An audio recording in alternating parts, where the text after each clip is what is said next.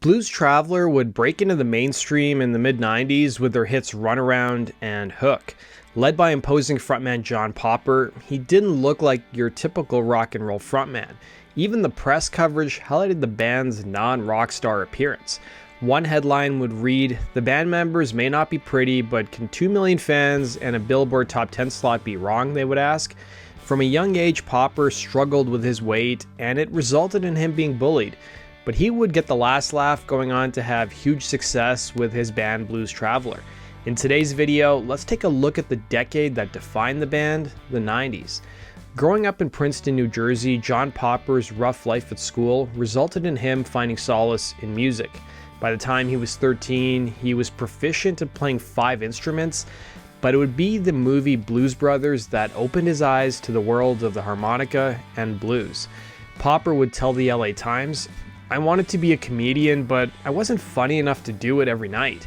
So through listening to the Blues Brothers, I found out about blues harmonica player Paul Butterfield, and through him, Elmore James, and then through that, I heard about Jimi Hendrix." He would also cite Leonard Skinner, the Allman Brothers, Led Zeppelin, and Grateful Dead as being other big influences on him.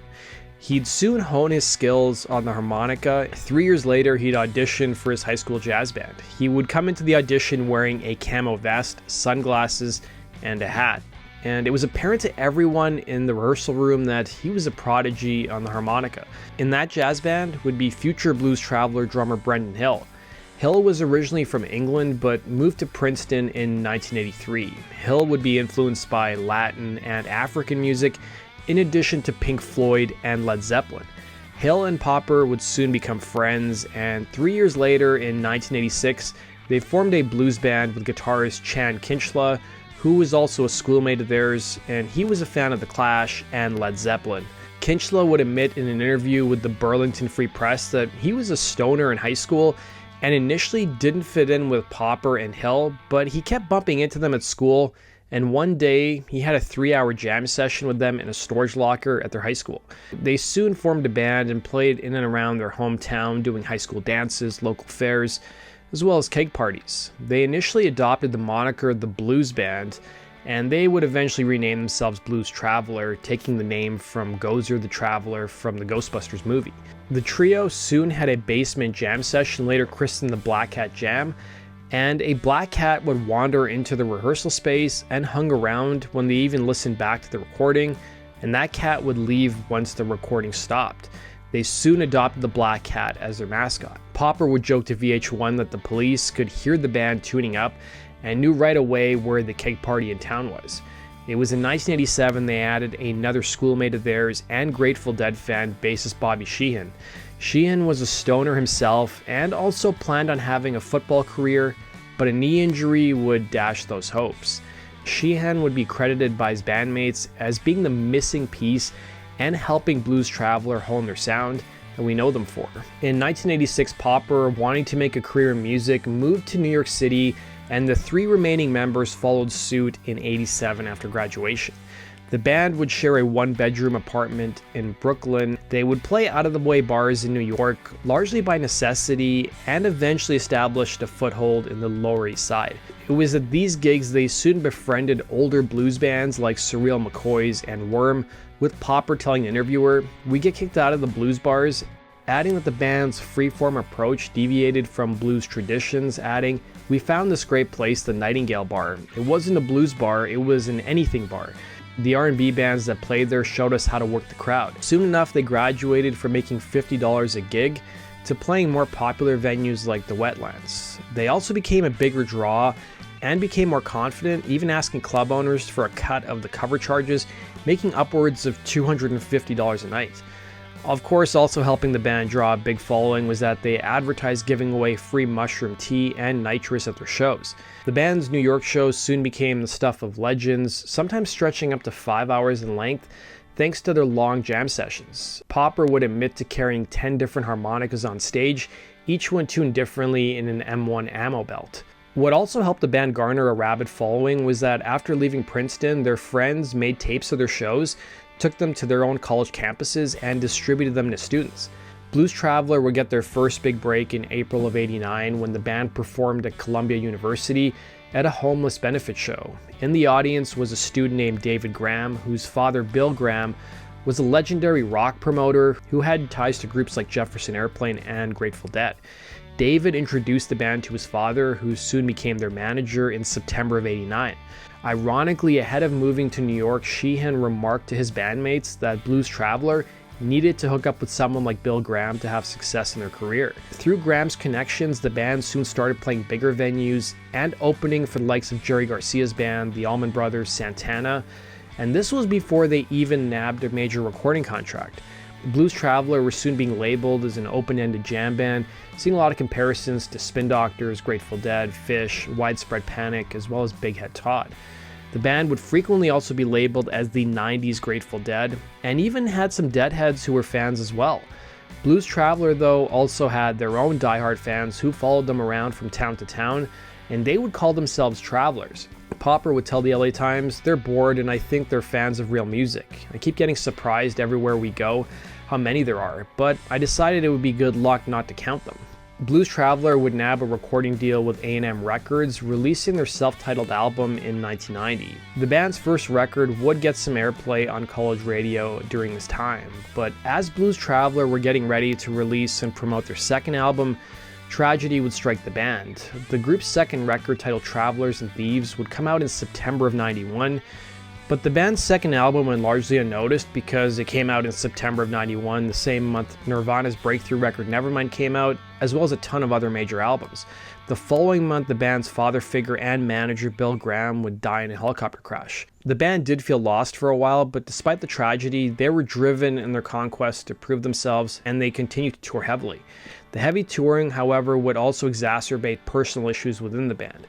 Bassist Billy Sheehan, who was always a heavy partier and would spend many late nights out, saw his recreational drug use turn into a dangerous habit. Meanwhile, frontman John Popper was slowly killing himself with junk food. By the early 90s, he was nearly 300 pounds and struggled to make it through live shows. It was during the recording sessions for their third album in Louisiana, Popper would be involved in a motorcycle crash, being late for a recording session.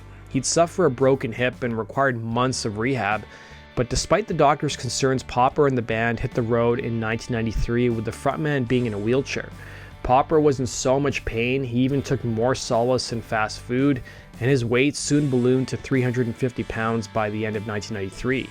He would also become diabetic and went through depression. Critics would note that the group's third album would mark a much darker shift for the group, highlighting the theme of exploitation both internally and externally. Kinchlow would admit in an interview that the group's first record was about capturing the band's first 3 years in New York playing clubs and bars, while their third record was getting away from that, incorporating more string arrangements. Despite touring for 3 consecutive years and playing nearly 800 gigs, the band was almost broke, and their third record would stall around number 70 on the Billboard charts. Their third album sold about 250,000 copies, a respectable number, but far from being a huge mainstream success. Blues Traveler were almost at the end of their rope, and their next album was Do or Die. It was in 1992 the band would establish the Horde Festival, or Horizons of Rock Developing Everywhere, something that was labeled as an anti-Lollapalooza, as the LA Times put it. The Horde Festival would prove to be a success going on until 1998, and by the middle of the decade, believe it or not, Horde was more financially successful than Lollapalooza. Blues Traveler soon started to make friends in high places, most notably David Letterman, whose CBS late night show they'd make regular appearances on. By early 1994, Popper would simply sit on his bed exhausted, and he would write songs for their next album. One of those tracks would be a hit about unrequited love titled Runaround, about his mishaps with women over the years. Unlike the band's last record, which was self-produced, they would work with 2 producers, Steve Thompson and Michael Barbiero, who the band would admit helped them rearrange some of their songs and keep them more concise and radio-friendly. Thanks to the band's good relationship with the press, their relationship with David Letterman, as well as college and adult alternative radio, the band's 4th record, simply titled 4, was poised for success. Their label, A&M Records, finally thought they had the song that was going to break the band, and that was the track Runaround, which would be a top 25 hit, as was another song called Hook. The album would be released in late 1994, and the single Runaround would spend nearly a year on the charts, helping their 4th record go 6 times platinum in America. 2 years later, thanks to the success of the album, Blues Traveler were able to renegotiate their record deal with A&M, and they became overnight millionaires. The same day, they'd win a Grammy for the song Runaround, but the band had reached the peak of their rock and roll dream. Where could they go from here? Popper was dangerously unhealthy, their guitarist and bass player were partying pretty hard, and the band decided that they would take their first break after nearly a decade together. Kinchla would move to Miami while Hill moved to Seattle, with both men intending on starting families with their girlfriends. But the time off didn't really do much to help Popper and Sheehan's lifestyles. They wanted to keep playing music, touring, and, well, partying. Blues Traveler would regroup in late 1996 to work on their much anticipated follow-up to 4, but they felt an enormous amount of pressure to replicate that success. Popper would even admit that the song Most Precarious was actually a rip-off of Runaround. Their 5th album, Straight On Till Morning, would be released in 1997 and went platinum, which is still pretty impressive, but the band members were drifting apart. They were living very different lives, and that feeling of unity and drive was suddenly gone. Things would get especially ugly in my home country of Canada, when the band were scheduled to play a show in Winnipeg, when Sheehan was arrested for the possession of several grams of cocaine. He pleaded guilty and avoided jail time, but it was foreshadowing of what was to come. The band confronted the bassist about his problems, but that did little to rectify his behavior.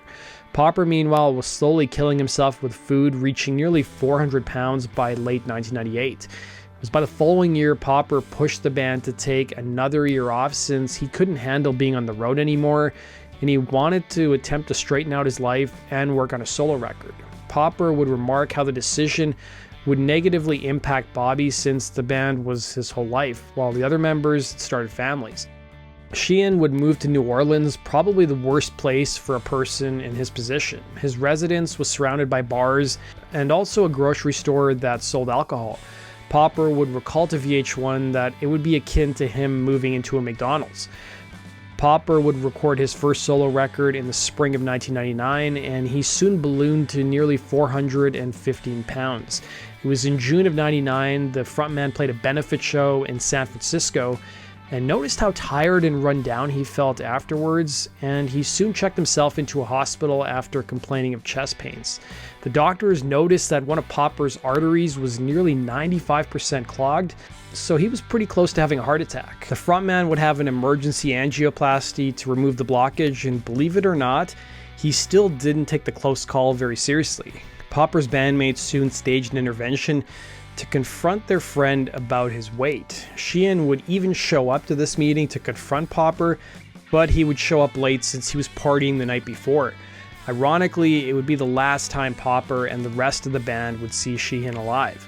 In the subsequent weeks, he went back to New Orleans, and in August of 1999, he was found dead in his bed from a lethal dose of Valium, cocaine, and heroin. The members of Blues Traveler were crushed by the news, and for Popper, it was the wake-up call he finally needed. He would undergo a stomach stapling operation by the summer of 2000, and he would lose nearly 200 pounds. I remember seeing John Popper on Howard Stern after the surgery, and he looked much better, albeit he got into an argument with the Black Crowes, who were also on the show the same morning. Blues Traveler would release their first new album in nearly 4 years with 2001's Bridge, with the song Pretty Angry paying homage to Bobby Sheehan. While the band would never replicate their commercial success, they've continued to still have a strong following and release new albums. That concludes today's video, guys. If you want me to do a more detailed story on Blues Traveler's entire career, let me know in the comment section below. We'll see you again in Rock and Roll True Stories. Take care.